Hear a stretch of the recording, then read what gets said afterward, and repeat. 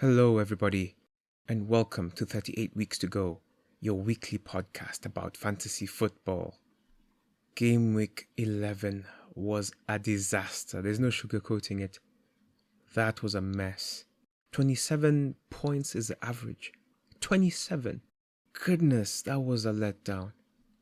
Looking at the table before the Chelsea game, the highest has 35 points.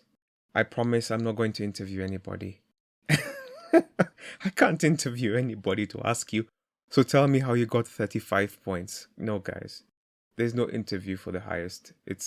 We will just skip that one, okay? Alright, thank you for understanding. So, 27 points. Why is this the average? Well, it's very clear. 1. Haaland let us down. 2. Salah let us down. There's Son, who is yet to play, but he's only captained by 1% of the population of fantasy managers. By the numbers, 6.49 million people chose Haaland to be their captain. Number 2 was Salah, with 1.61 million people choosing him to be their captain. Number 3 was Watkins. 314,000 people chose him to be their captain. Number 4 was 266,000 people chose Son to be their captain.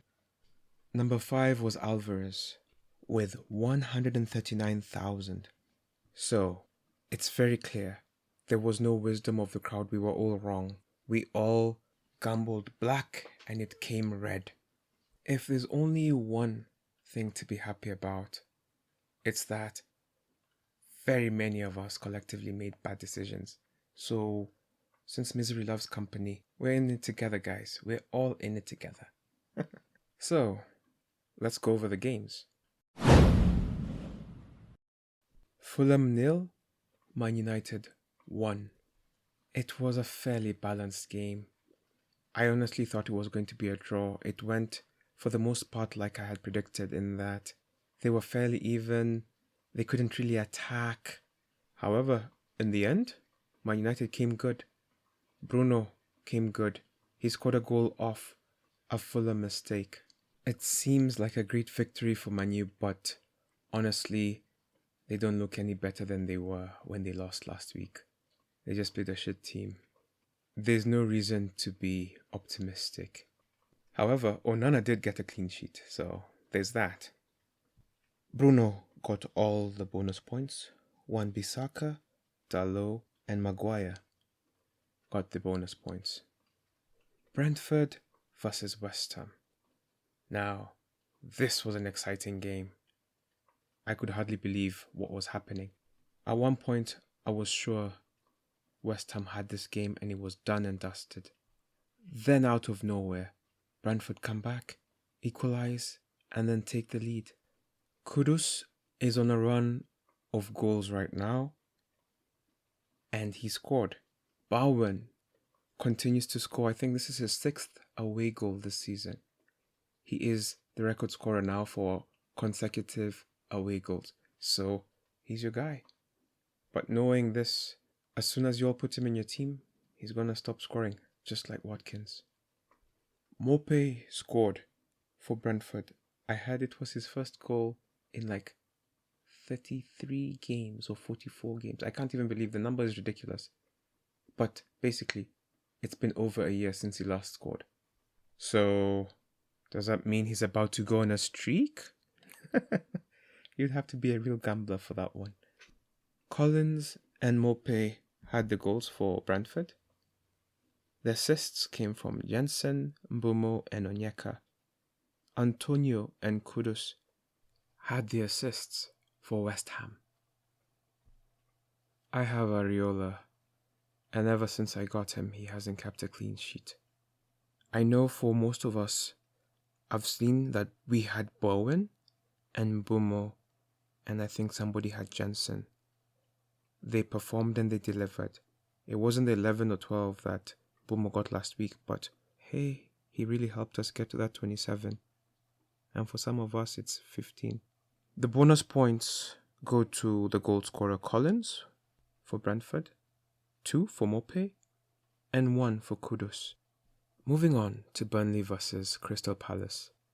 Burnley. What can you say about this team? They keep making mistakes. They keep thinking they're playing at that level of theirs, but this is not the Championship. If you're a Crystal Palace fan, you'll be happy to know that Eze came on. He is back, and he had an assist. Mitchell, who was the biggest differential this week, had 15 points. Goal, clean sheet, 3 bonus points. Schlupp was the other goal scorer. Jordan Ayew had the assist. So Johnston keeps another clean sheet. Mitchell had 3 bonus points. Johnston had 2 and Schlupp had 1. Burnley, I really want to see how long they're going to keep Mr. Company around. Because apparently now, this is the first time in Premier League history that a team has gone 6 home games without a win. These records are bad.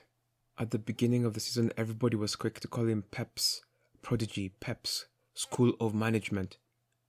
Those comparisons have long disappeared now. You're all alone, Mr. Company. Crystal Palace seem to be getting their players back, and I think this will make them more dangerous moving forward. Everton 1, Brighton 1. Brighton are missing players, and it shows. I do not think they can withstand 2 more injuries. Everton look to be on the mend. Things are starting to finally go their way. They seem to be converting chances that they create. They're looking like the mid-table Everton that we all know. I was going to say love, but that's not true. Just the Everton that we know of the past. Brighton seem to be in a slump or are entering a slump. They just weren't convincing. They got an assist through Mitoma, who scored a deflection off Ashley Young. It went down as an own goal. Brighton, first of all, like I predicted, couldn't keep a clean sheet, and that stayed true. They are just not solid. They need to score more, and in this game, they didn't look like they were going to score. So now if you can't defend and you can't score, that's not a good look. In their case, I think it's mainly injuries that are affecting their lineups. I think on a different day, if Brighton's keeper didn't play as well as he did, they would have been beaten. Verbruggen, I know I've talked trash about their keepers, but they tried this time around. Verbruggen got 2 bonus points. Mitoma got 1 and Van Hecke got 1. Mikolenko got the 3 bonus points on the Everton side.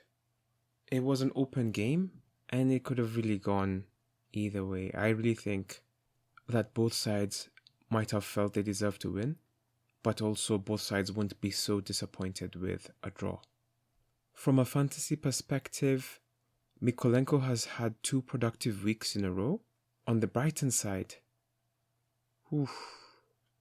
I would say it's getting scary. I've been looking at the charts and I've been seeing that people are getting off Brighton, and I get it. I am also considering getting off Mitoma, but he has performed this week and has carried me to the mighty 26 points, so he has earned himself more time. Man City 6, Bournemouth 1.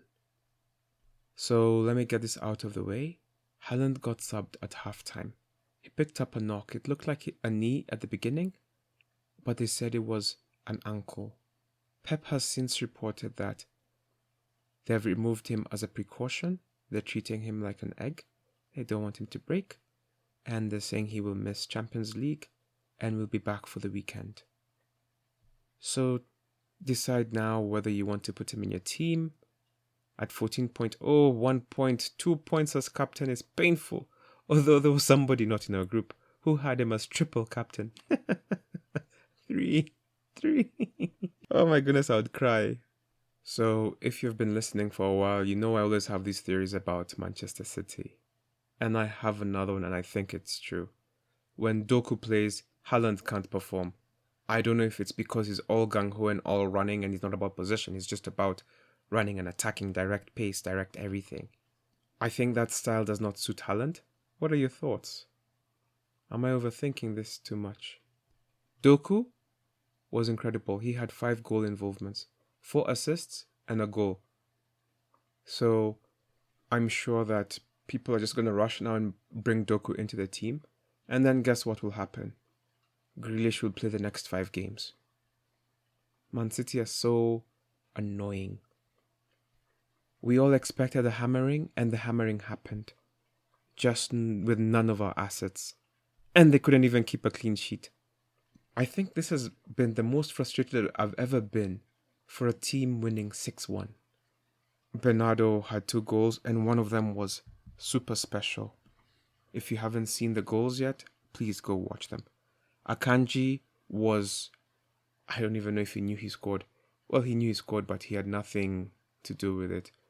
Doku was just running, he shot. It deflected off Akanji, and that was a goal. Foden scored a really good goal as well.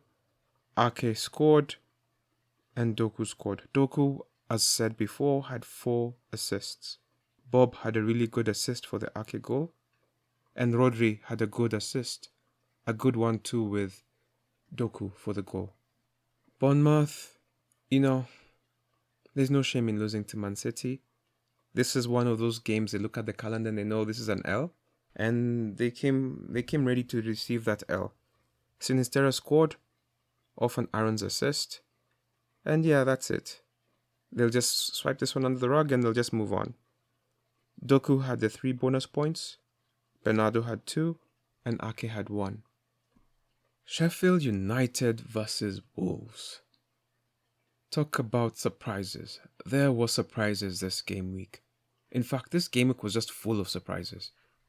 I had previously said that this should be a soft landing for Wolves in trying to figure out how to play without Neto. Goodness, if this is how they respond to not having Neto, it's going to be a tough few weeks for them. I feel at this point that I need to apologize to both Sheffield and Luton because I talked trash about them last week and they have really come good. I'm sorry. Archer scored the opening goal for Sheffield. It was a really good goal off a good run. Norwood scored the penalty for them after Wolves had equalized.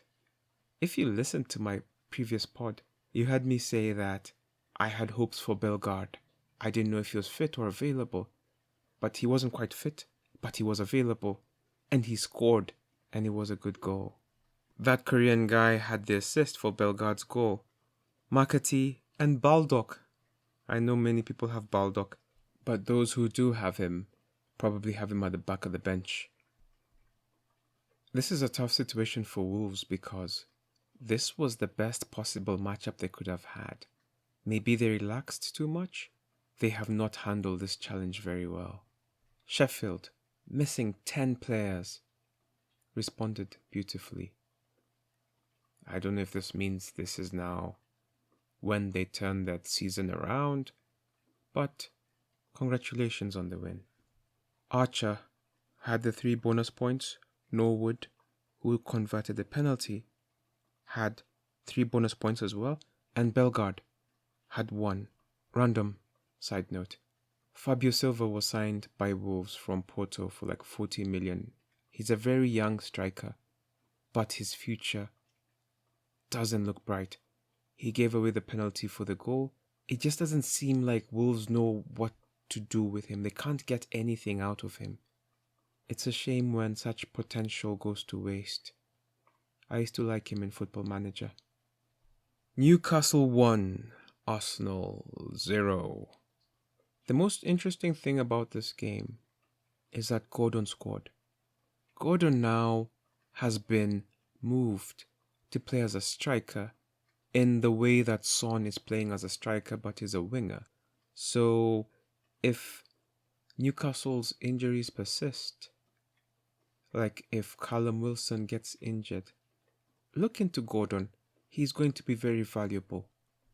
Random fact, Charlie Wilson has the highest goals per minute ratio in the Premier League, and I think it was 1 goal every 60 minutes. Of course, now that he blanked in this game, it's going to reduce a bit more. Another thing to note, people like me benched Trippier. I feel very stupid because I would have gotten 34 points. No, but I think we're reaching that point of Newcastle's season where you can't sub them. You know how you look at fixtures and then you say, oh, I'm not going to do this because... No, it's reaching that point where you just have to keep your Newcastle assets, especially if that asset is called Trippier. It's getting harder and harder to bet against Newcastle. Newcastle won this game 1-0 with a very controversial goal. Did the ball cross the line? Was there an offside? Was there a push? For some people, all those three things happened. For some of others, two of those things happened. For me, it definitely looked like Joe Linton pushed him. I don't know what they do with VAR. It doesn't make sense to me. However, these things happen. Decisions will go for you and decisions will go against you. And this just wasn't Arsenal's day. There were many people like me who brought Nketiah on and removed Trippier because we knew there were going to be goals in this game. Oh, wishes. So Gordon scored. Joe Linton had the assist. Joe Linton has really improved since Eddie Howe took over. I don't know what he gave him, but it worked. Fabio Silva needs something like that. Joe Linton had 3 bonus points. Trippier had 3 bonus points. Lascelles had 3 bonus points. Wow, I've never seen this before. 3 people had 3 bonus points. That's quite rare. It goes to show how well Newcastle defended. Or, at least, this is a recognition of their defensive efforts. Another surprise. Nottingham Forest 2, Aston Villa 0. Now, let me make a quick observation. Elanga is fast. He completely destroyed Matty Cash.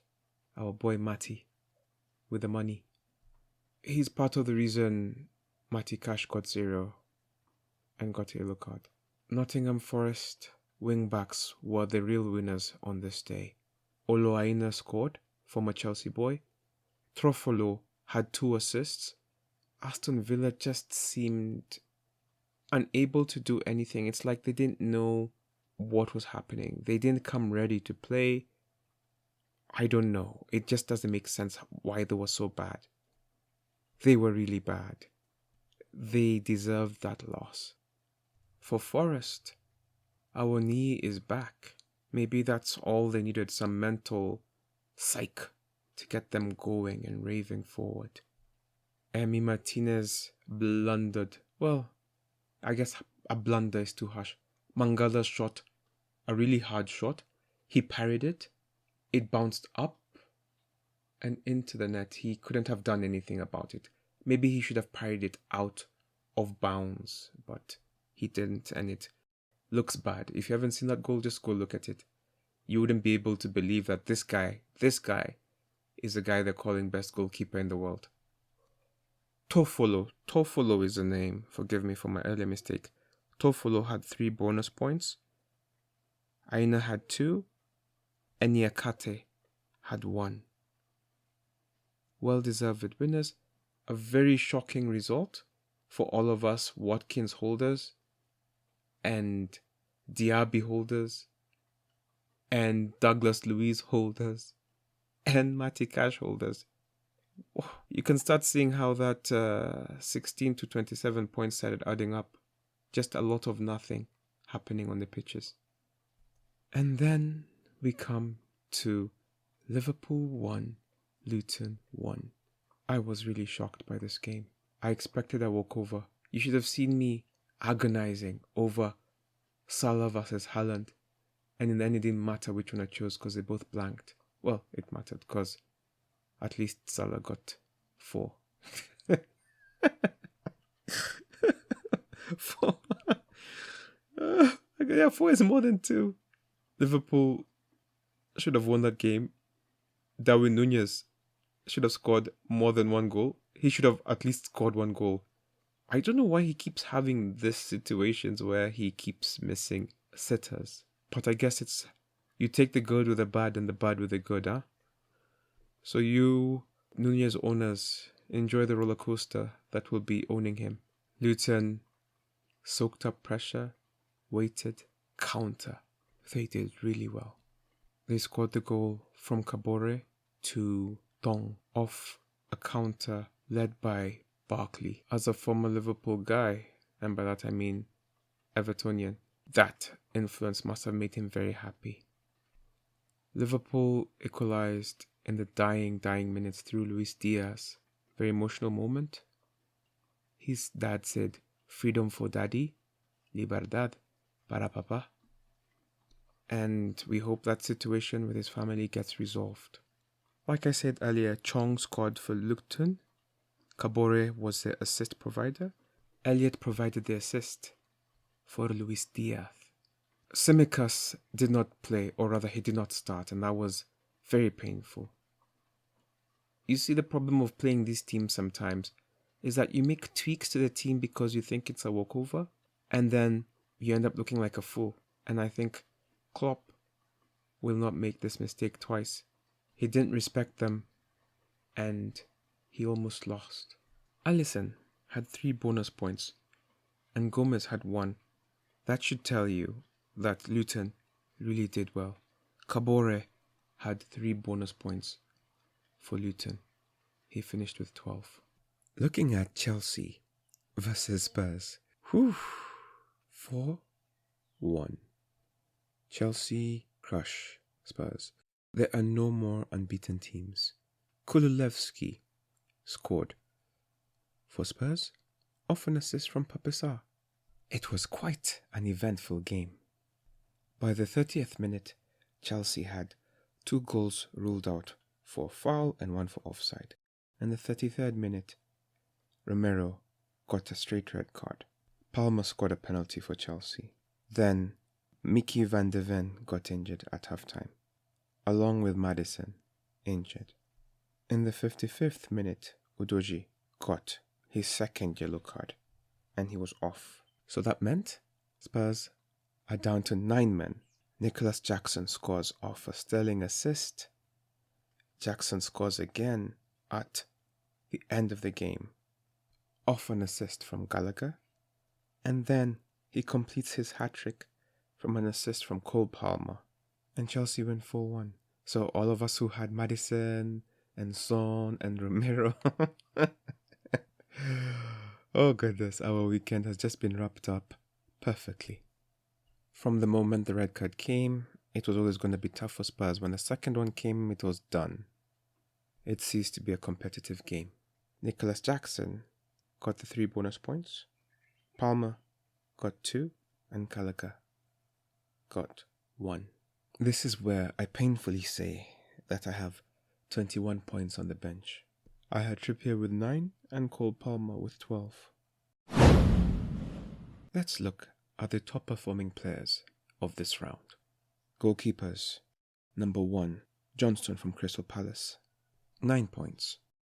Odysseus from Greece, as you could guess. Nottingham Forest, 7 points. Alisson, 6 points. Onana, 6 points. And number 5, Pope, with 6 points. When it comes to defenders, Mitchell, 15 points. Toffolo, 15 points. Aina, 14 points. Mikolenko, 11 points. In 5th place, Collins, 10 points. Defenders really did well. And out of all those defenders, only one of them is at 4.6. The rest are between 4.3 and 4.5. Budget defenders for the win. When it comes to midfielders, Doku, 22 points. Bernardo Silva, 14 points. Cole Palmer, 12 points. Fernandes, 11. And number 5, Kudus, 11. So, as you can see, midfielders also did well. Just not ours. When it comes to the forwards, Nicholas Jackson, after his brilliant haul, gave 16 points, but at this point everybody had given up on him. Archer, 9 points. Mope, 8 points. Antonio, 5 points. And Nketiah, 2 points. Yeah, the forward line was bad. So, because of Chelsea's performance, the average of the game week moved up. Did you get 32 points? If you did not get 32 points, you did not do well. I mean, even if you got 32 points, you did not do well. The highest got 107 points. That's just wild. If you look at our Instagram page, which is 38 weeks to go, I will put up the team there. And I'll also put up our highest performer, Mr. Tommy Oladipo. Well done, Tommy. Tommy was the highest in our group, and he got 47 points. Peter Dennis and Kime Mutinda were tied at second with 41 points. Mato FC was fourth with 38 points, and fifth was Sim Nanijua and Control Alt Delay were tied for fifth with 35 points. Guys, that was not the best week for us. But thankfully, it was a global phenomenon of doing nothing. But for those of you who managed to get above the average points, well done. That has helped you move. Looking at our table, why are you running? Because of the lead he built last week. He still has a healthy lead, but it's not as big as it was. He has 708 points. Number 2, goodness gracious me, has 695 points. So it's about 13 points behind from the 22 that it was. Vic City is number 3 with 25 points. He got 685 points, so he is 10 points behind number 2. 11 points behind him is Don't Bottle It This Year with 674. 21 points behind him is Control Alt Dele Cheese Garnachos with 653. The bottom and the top of the table performed miserably. At the bottom of the table, we have Enter the Woo, managed by Washira Gitahi, 481 points. Number 20 has 528 points. 529. 3 points above him is Team Kubwa with 532. 15 points ahead of him is Al-Shabaab, managed by Jeremiah Obiri. If you look at that team, you will see that this guy has given up. Or rather, his style is you make your team once and you leave it. So his team is just full of injured players and unavailable players. It won't be too long before he's at the bottom, unless these people come back. Or he does change his team. He was joint bottom with Dennis Kathiga in terms of point tally with just 19. Guys, this was a tough game week. Fifth from bottom is Mount Freemasons with 554, who are just 7 points above Al-Shabaab. We all need to do better. We can all do better. But thankfully, no one really made us look so bad in the group. So I don't know if that's what they call solidarity. But we can all do better. We can all do better. Game week 12 is just around the corner. We have 26 weeks to go. So hang in there. Don't be a Jeremiah Obiri. We can all make it. So let's look forward to next week. Okay, kicking off the day will be Spurs versus Wolves. Spurs have so many players possibly missing. The reason I went through all those details was to just highlight Maddison might be out. Udoji is definitely out, suspended. He got -4 for all of you who didn't know. -4. Imagine if you had him in your team. Romero is definitely suspended because of the red card. Van Hecke got injured. So it will be a totally new Spurs backline, and it'll be interesting to see how they line up. Thankfully, they have Wolves, who, without their main player, looked like Luton from yesteryear. It will be a very interesting game. It's possible that Wolves are the stronger team now. Isn't that just wild? But because of the absences, it will be quite interesting to see what Spurs can do. Maybe their bench is deeper than I give them credit for. Maybe Wolves, led by the Korean guy, will have figured out a way to play. There are a lot of questions in this game that will be answered. Who knows? Maybe Madison will be back, and that will be okay. So, if you have players in this matchup, this is not the kind of matchup which I would encourage somebody to bring in players to play. I do not know the full extent of Madison's injury, so it might be the kind of game where you start moving off of players. It might be moving from Madison to Bowen or to Gordon. It might be one of those type of situations. If you're getting off with Doji, the same. You might be moving towards a Crystal Palace player. I know everyone is going to run to Mitchell, but hold your horses. Anderson is probably still the best bet. People may move to an Arsenal defender or a Newcastle defender. I think looking at the fixtures, those are the best options. Arsenal versus Burnley. This will be a game after the Champions League, and depending on how that goes, they may have people unavailable. But if everything stays the same, you would be wise to continue with your Arsenal assets. If you have Burnley assets, I can't recommend them anymore. But that's what I said last week, and then Luton got a draw out of nowhere. But I still hold by that position. Arsenal are the better team. Arsenal will win. If you're looking to get into Arsenal defenders, just jump for Saliba. He is their only defender who has played all the minutes. Arteta may do that rotation thing and you just bring in Gabriel and now he's not playing for whatever reason. Also, Mr. White seems to play a lot. In offense, it's the usual suspects. I brought in Nketiah last week. He did nothing, but I'm hoping for better turnout this weekend. Otherwise, the Sakas, the Odegaards if he's available, Martinelli, just the usual guys that you choose are the same ones I would recommend. Crystal Palace versus Everton. This is a game in which these teams are in recovery. Their dynamic players are back or coming back. And so these teams are much more exciting to watch than they have previously been. I think Everton have the slight edge, but it should be an entertaining game.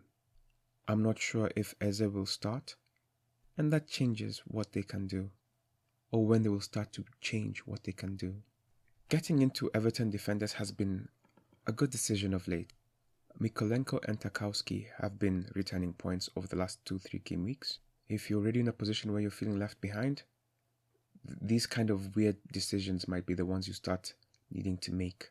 In offense, you will need to think about Doucouré, Harrison, and Dominic Calvert-Lewin. From Crystal Palace, you have the goalkeeper, you have a defender, and maybe Jordan Ayew right now, while we wait for these other guys to pick up their form. Moving to Man U Luton. Again, this is a kind of game where Man United should win. They struggled to beat Fulham and they won at the very last kick of the game. Luton just gave Liverpool a really hard time.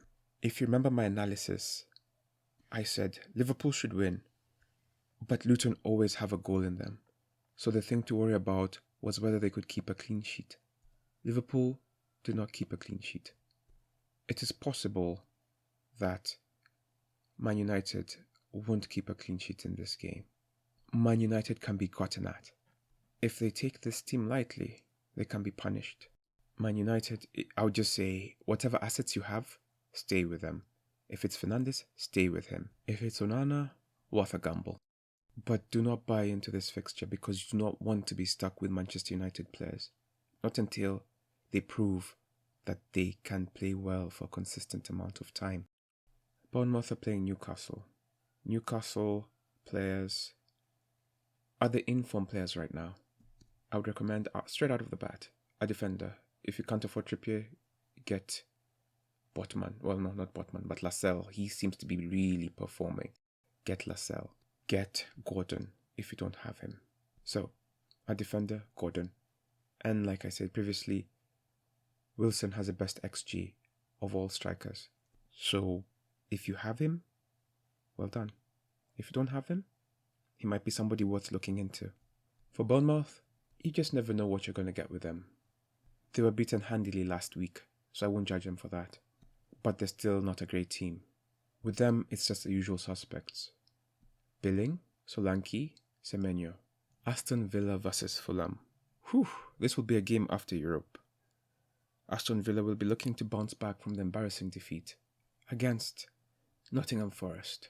I think Aston Villa are the better team, and I know it's hard to justify having Watkins now. At this point, people are getting fatigued. Okay, well, it's only been 2 games, but how many more do you need him to do this? They are the better team. Watkins still is a guy who will show up in the opportunities to score. I'm going to be benching Matty Cash for this week. I try to rotate between the players who performed, and so-called Palmer will be coming on, Trippier will be coming on. Trippier will be replacing Matty Cash. That's easy. For you guys, I'm not sure what kind of decision you need to make, but if you have him, I wouldn't say get off him. If you're getting into the defenders, it's really only him or Digne.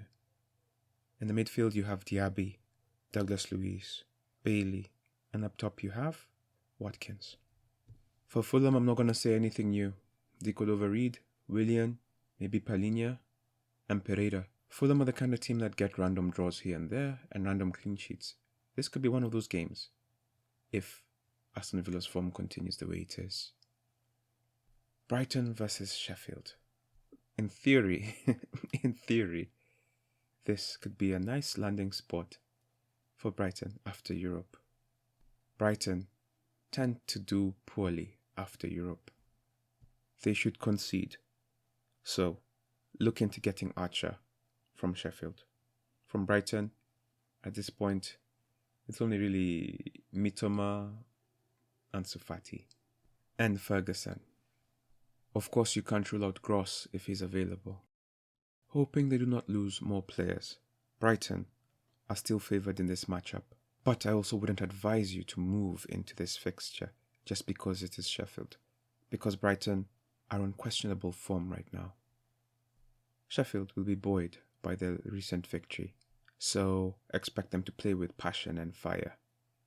And really it is Archer for me. And maybe Norwood if you have to look for somebody else. But I wouldn't see people getting 2 Sheffield players. You would be super brave. Do not get a Brighton defender. Even if it is Estupinian, he should be coming back soon.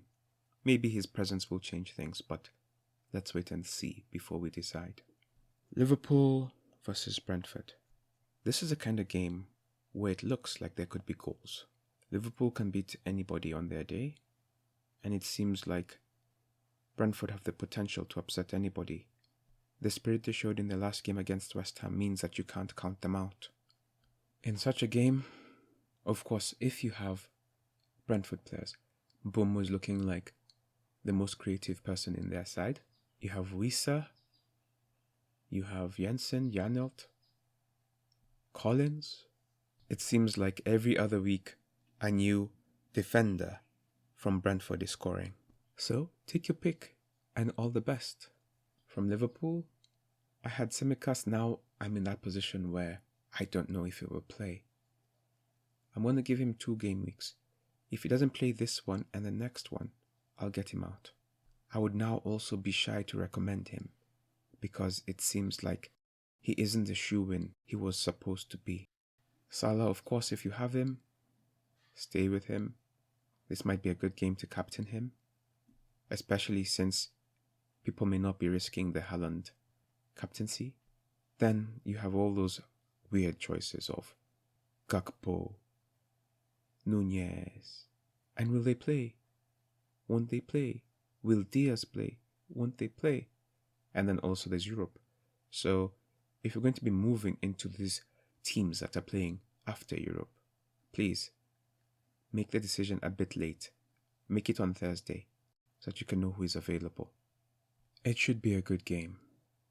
West Ham versus Nottingham Forest.